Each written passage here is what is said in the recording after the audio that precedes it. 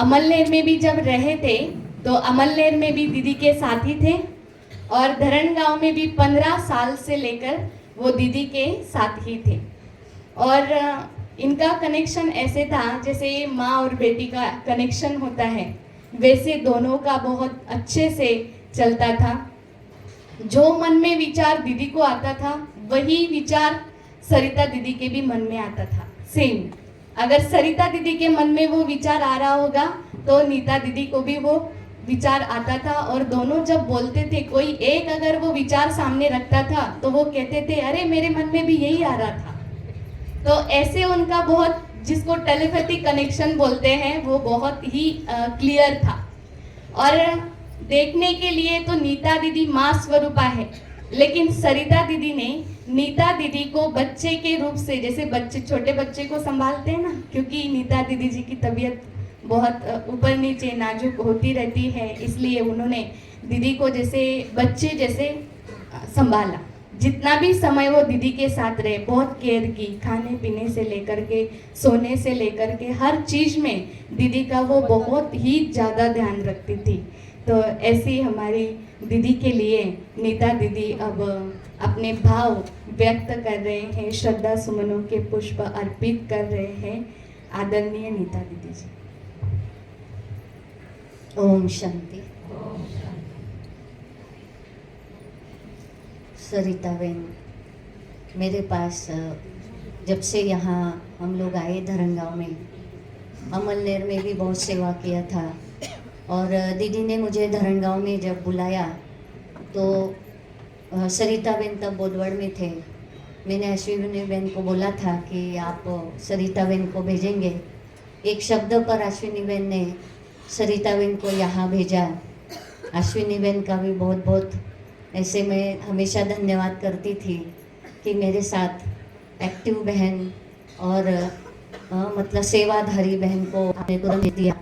शुरू में जब आए तो ये जो मकान बना तभी इतना नहीं बना हुआ था, पहले बीच बिल्डिंग सारी काली की बिल्डिंग, कभी बाकी ब्लॉकेज बाकी थे, अल्कमोन वगैरह ये सब बाकी था। तो उस समय जितने भी सारे वर्कर काम करते थे, चाइस्तरी थे, मजदूर थे, तो बहुत सारे लोग यहाँ काम करते। लेकिन उस समय मैंने बहुत सेवा किया, नाश्ता पानी चाय सभी को जब भी चाहिए तो अकेले खड़ी होकर सारा कार्य करती थी और उसको मदद की थी। तो वो हमेशा कहती थी दीदी आप रहने दो, क्योंकि मेरा भी स्वभाव था कि मैं शांति से बैठ नहीं पाती थी और उसको अकेले होते हुए मैं देख नहीं पाती थी, इसके लिए उसको मदद करती। तो उसमें उस दिन सारे जब संस्कार सब काम वाले मजदूर भी आए थे, तो उनको भी इतना बहुत दुख हुआ कि दीदी ने हमको कितना सेवा किया है। और मेरी पति थी, लेकिन छोटी उम्र में मैच्योर जहाँ सिखाना पड़ा। कभी कभी कोई आत्मा को बहुत बोलना पड़ता है, लेकिन उसका था उसको सिर्फ इशारा करती, वो समझती थी को क्या चाहिए, किसके लिए चाहिए, इसके लिए सौगात, इसके लिए खाना चाहिए, केवल करती थी, वो समझ जाती थी, बोलती थी मैं समझ। इतना उसमें मैच्योरिटी इशारे से समझती। जब कुछ 7-8 साल पहले उसको इनकी नली स्टोन हो गया था। स्टोन थोड़ा सोचा कि सभी बोल रहे ऑपरेशन नहीं करना, लेकिन वो स्टोन ने ज़्यादा तकलीफ हो गया। इनकी नली में हमने जलगांव में बहुत दिखाया, फिर अमलनेर में भी दिखाया। वो डॉक्टर ने, अमलनेर के डॉक्टर को डांट लगाई, बोला दी क्या कर रहे हैं, क्योंकि वो यूरिन की नली में सो रहा है, आप तुरंत ऑपरेशन करो। फिर उसको लेके तुरंत अंधे में हॉस्पिटल था, तो वहाँ उसको ऑपरेशन हुआ। यूरिन की नली थोड़ा सा उन्होंने काटा हुआ था, लेकिन वो थोड़ा सा काटा गया था, उसमें थोड़ा डिफेक्ट हो गया। तो हमेशा एक साइड में उसको, क्योंकि समय 32 टाके आए थे, और लेकिन ऑपरेशन हुआ लेकिन उसी थी ऑपरेशन हुआ, लगी 10 घंटे ऑपरेशन हुआ। मैं उसके पास बैठी थी, तो ऊपर सेंटर नीचे था अपना जैसे दवा खाना, तो ऊपर सेंटर से फिर उसको कुछ न कुछ लाती। वो बोलती थी मेरी सेवा मत करो, सेवा मत करो। लेकिन मैंने कहा तो अभी उसको सलाइन डली है, तेरा इतना बड़ा हुआ है, लेकिन उसको हमेशा था कि नहीं आड़े है जिससे मत करो।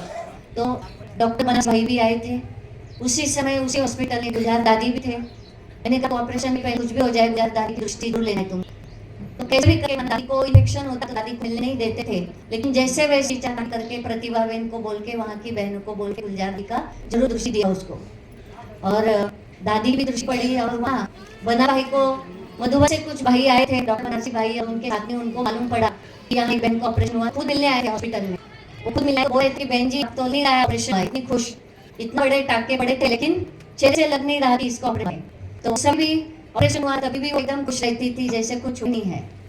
और उसके बाद थोड़ा सा वो हमेशा के लिए तकलीफ हो गया, किडनी को सूजन रहती थी, यूरिन पाने में उसको थोड़ा तकलीफ था। डॉक्टर हमेशा बोलते थे कि जरा पीना है। और मैं थोड़ा सा मुझे आता और पित्त था, तो मैं बहुत सारे अलग अलग डॉक्टर के पास जाती थी। वो हमेशा चिढ़ाती थी, आप है ना 60 डॉक्टर हो गए, अब एक डॉक्टर नहीं है। वो हमेशा मुझे डांट लगाती थी, आप एक डॉक्टर की दवाई नहीं थे। मैंने कहा नहीं, मुझे सेवा में खड़ा रहना है, इसके लिए मुझे जहाँ अच्छा लगा वहाँ तू भी। तो जहाँ उसकी मर्जी थी वहाँ लेती थी, बाद में नहीं, मुझे नहीं लेना है। अब लास्ट में भी उसको बोला कि चाहेंगे, और यूरोलॉजिस्ट किडनी के डॉक्टर थे, तो 3 डॉक्टर को दिखाया, लेकिन सारे बोलते थे नहीं, आप किडनी निकालनी पड़ेगी। वो बोलती मर्जी, लेकिन किडनी नहीं निकालनी। तो हमेशा ऐसा ही बोलती। तो मैंने कहा आयुर्वेदिक लो, कुछ फायदा ही नहीं होगा, क्योंकि डॉक्टर बोले थे कि ये ऐसा है तो किडनी गुजर रहेगी। तो इस तरह उस बहुत सहन किया। किचन में हमेशा खड़ी रहती थी, उस डर होता है दीदी देखो ना मेरा सूजन है, पेट में सूजन है, हाथ लगा। उसको बोलते तो चल जा आराम कर, नहीं मैं बाद में दोपहर में आ रहूंगी, दोपहर में ही आ करूंगी।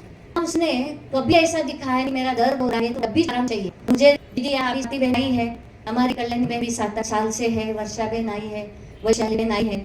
वो भी बोलते कि आप सो जाओ, आप सो नहीं, आप भी थक रहे, आप भी थक रहे। तो वो भी हमेशा सिखाती थी, है ना, ऐसा प्योर स्वभाव, एकदम प्योरिटी, उसमें स्वभाव, मृदा वाला स्वभाव। और वो यही बोला कि कोई आए उसको हमेशा चाय पानी नाश्ता भोजन जो देना है, कोई खाली न जाए। हमेशा आज्ञा पालन उसने किया, और झूठा तक कभी खात नहीं जाने का, हमेशा सब दुआई लिया।